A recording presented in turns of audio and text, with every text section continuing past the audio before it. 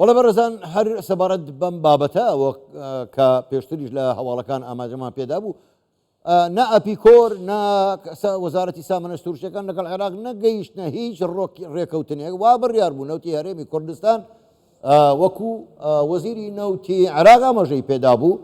هەناردە بکرێتەوە تا ئێستا هیچ ڕێکەوتنێ نەکراوە هەناردەکە تاکو ئێستا نەکراوەتەوە وا بڕیارە جارێکیکە گەڕێکیکە بێژگەلەوەی ئەمڕۆ گەڕێکیکەی دانیشتنیان هەبێ بۆ ئەوەی بتوانن جارێکیکە هەناردەی نەوتی هەرێمی کوردستان دەست پێ بکاتەوە. زۆر باشە بۆ ئێمە لە سەر ئەم بابەتە میوانمان هەیە لەگەڵ میوانەکەم قسە و باسی زیاتریش دەکەین.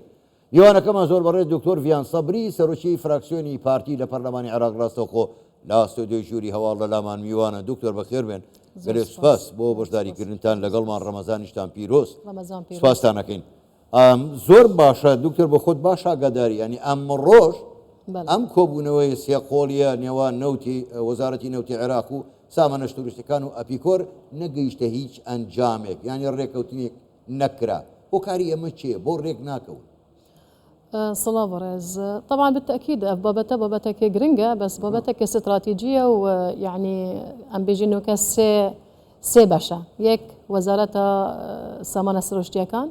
دوو وەزارەتە نەفتە ئیتیحادی، سێ ئەپیکۆر کە هەشت شەریکەنە یەک نەفتەی گەلدۆنە. يعني طرفي الثالث زور جرينجا أو جرازي بيت طرفي شركاته وديارة طرفي شركاته طبعا هذا دوام كومبونا تتكرن قلبان ناف برا هرس لاينا بابت مثلا زمانات توان زمانات كوتشوا مثلا أو بارا چونكو أوان يعني بيشي كان صالة مثلا قالك جارة نفت إنتاج تكر وحتى صالة 2023 كان نفتش يعني أوان شركات إنتاج كري يدايا وزارة نفط اتحادي بس شو تشتاك نهات يبون يعني فوان مسبق جارانتيا زمان عراق بو جارانتيا ناداتي اي طبعا هذا جرينجا بالنسبه للشركات چونكو شركات نشي شركات عراق بو جارانتيا كنادا اي ابا عراقي قلتي والله موازنه هاي واتفاقه هاي وتناف موازنه دا بارهنجو واكيد بيجن يعني خلال موازنه وخلال قانون وخلال نظام شيء وعقود وتشتهو راستي شركات بيشك حتى انه ام بيجين جواكي ايجابيه بس نحت درجه وجهشتنا اتفاقه او هيك دوام طبعا تشت او مثلا او هيئه متخصص او هيئه متخصص كاريويتشيا حكومتنا في وقت ما تعديل كري قانون موازنه ما باسكركو هيئتك ذهبيت يا دولي متخصص في تقييم حقول النفط نقوت يا مثلا بتشدنات ناف عقداده هان تشتهودا فبراستي مثلا ابيكور وانجي داخازا كريكو او عقود هان او عقدت هاتي نقريدان القل حكمتها هريما كردستان هر وكي خوب مينن اف نقطش حتى لو كواكيد بيجن جهه ام بيجين يعني مفاوضاتها تناف برا ابيكور القل وزاره نفط اتحادي بالنسبه بوماش طبعا او جرينجا بالنسبه بوماكي حكومتها هريما كردستان صالت شوي براستي قالك نفتك كيم بومدانا بو استهلاك محلي يعني بيرامنتيتا بس حتى بيشي موازنه 2021 و 2022 55,000 برميل بومدانا بون افصاله امد درخواست كان زيادتر سر اساس تعداد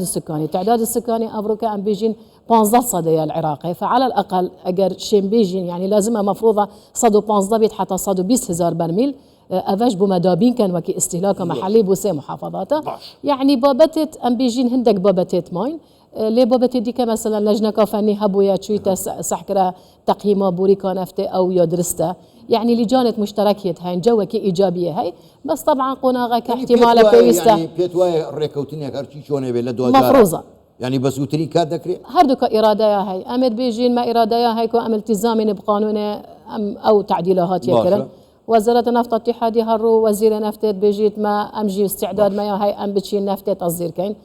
شركة السموية موجودة أمت موجودين أبيكورا موجودة بس ما يبقى عندك نقاط فني أو جاجر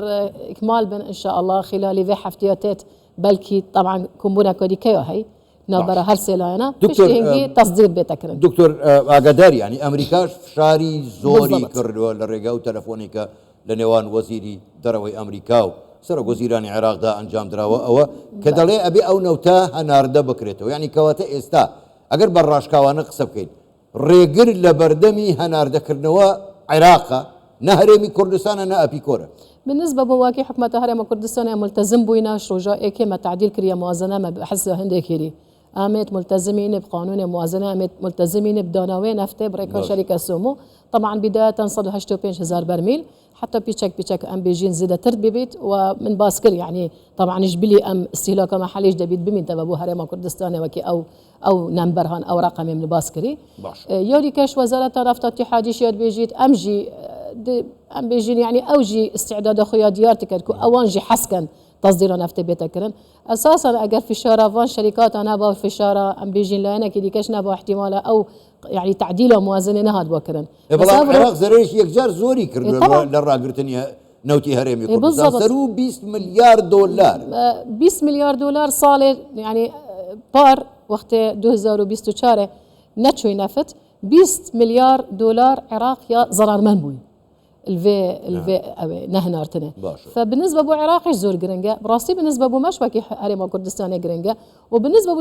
الشركات النفط اواجي بار خدفت اواجي انتاج خدفت دكتور فياني من لهواڵەکەش هاتبوو يعني ئێستا عێراق داواکاریی تار ڕادەیەک سیر و سەمەرەی لە ئەپیکۆر کردووە ئەوەیە نەوتی بەسرەش بەشێکی لە ڕێی بۆریەوە بنێردرێ بۆ جەیهان ێ باشە خۆبۆری لە نێوان کەرکووک و بەسرە نییە بە تانکەرێک هێنن چۆنی يعني ئەمە داواکاریشی با بڵێن جۆرێک لەوەی کە هەر ناکرێت يعني باش جورك الجورة نظام الشم بيجم حاجتك نخو معقول نينا اساسا بوريك نينا ما بار وبترا بار ما تقوتي وقت نفط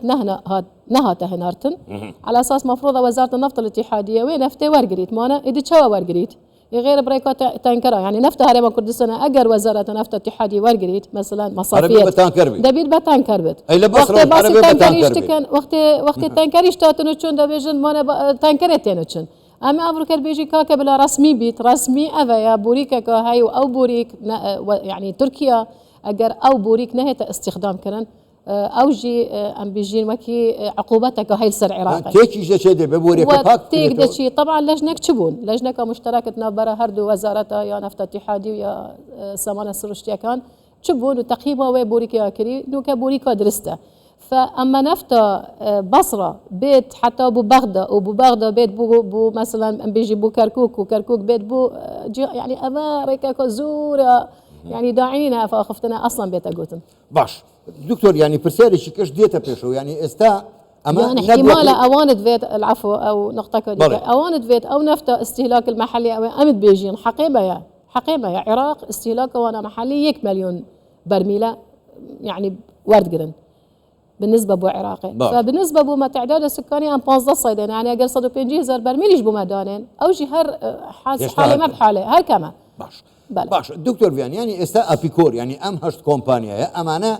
گرێبەستیان لەگەڵ هەرێمی نەوتی کوردستانە یعنی ئەو نەوتەیە کە لە کوردستان دەردێ هیچ پەیوەندیشان بە نەوتی بەسرەوە نییە یعنی کەواتە ئەم حجەتەی عێراق جارێکی کە هەر بۆ ئەوەیە کە گەرانتی نەدەن بە ئەم کۆمپانیانە خۆی ئەو عقودە ئەوێت هاتینە گرێدانت ناوبەرە حکومەتە هەرێمە کوردستان لەگەڵ ئەو شەریکاتێت نەفتێ ئەف عقودە ئەساساً وەختێ يعني باس کرد وەختێ خودە بەرز محەممەد شیاع حتى ناف ئەنجومەنی نوێنەران قلتي المحكمة التجارية العراقية قلتي أف عقودات درستن باقجن ودرستن وحقيقين ودرستن إذا أو عقود هميم موثوقا إذا نوك براستي جريدانا نفتا بصرة قال جريدانا نفتا هريمة كردستان براستي أو يعني تشتك درسنية بيتكرن بس يعني دائما نابيجن وتناف مفاوضات هذا عندك تشتينا قوتن او دبيج او عندك تشتت بيجن احتمال جورك لبيانو يعني بس ان شاء الله خلال في حفتياتات المفروضه افاش نمينيت زور باش اگر وان فعلا لاني تركيا وهيك كشيكيه لا انا تركيا من باسكر هيك مشكله نينا زور باش من دم بيشو يعني برسالي تريش ما بلا برسالي شي جرينغ ما بدر لمساله النوت بابي ما سر پرسی موچە تکایە گەزانیاری تەبێ گوترا ڕێکەوتن کراوە عێراق وتی ڕێکەوتنمان کردەوە هیچ مشکلەیەکمان نەما لایەنە سیاسیەکانی کوردستان بە هەمان شێوە ئیتر ئەبێت لە کاتی خۆیان موچە بێت تا ئێستا موچە نەهاتوە هیچ کێشەیەک هەیە دیسانەوە کێشەیان دروست کردەوە بۆ موچەی هەرێمی کوردستان ئەوەندەی تۆ ئاگادار بی والله من ئاگادار بووم يعني پێشی 2 هەفتەیە هەرێمە کوردستان هەمی لستت خۆیان داینە حکومەتە اتحادی وتایبەتی طبعا وزارة مالية ممكن يعني اف اتفاقا وكان ام بيجين بود بيجين قالك جرينجا اف حاجتاش نامينيت نفت بتشت بريكات جيهان دا اف تشتش ام بيجين واردات نفتي بتشن ان صادرات نفطي بتشن مقابلي ويش طبعا دمين تبع مفروضه حكمتها اتحادي التزامات خديار كانت مقابلي هم شركات نفطي وهم شاك. حقي هرم كردستان موظفه هرم كردستان بتايبتي باش دكتور فيان كاتم زور كم مواقر وكورتيش والله ديتو من سپاس دەکەم بله پرسیارەکە ئەمەیە ئەگەر هاتوو ئەپیکۆر ڕازی نەبێ مافەکانی خۆی وەربگرێ گەرانتی بۆ مافەکانی خۆی وەرنەگرێ نەوت هەناردە دەکرێتەوە چکە ئەوان هەناردەیەکن طبعا هیویدارن افکیش و گرفته نمین نبه چکو هر من باز کرد بو هرم کردستانش باشه و بو حکمت اتحادیش باشه و بو شرکات نفتش باشه هیویدارن کو همی چه تشتک کشه و گرفتک هبیتیت يعني جريندن ايكو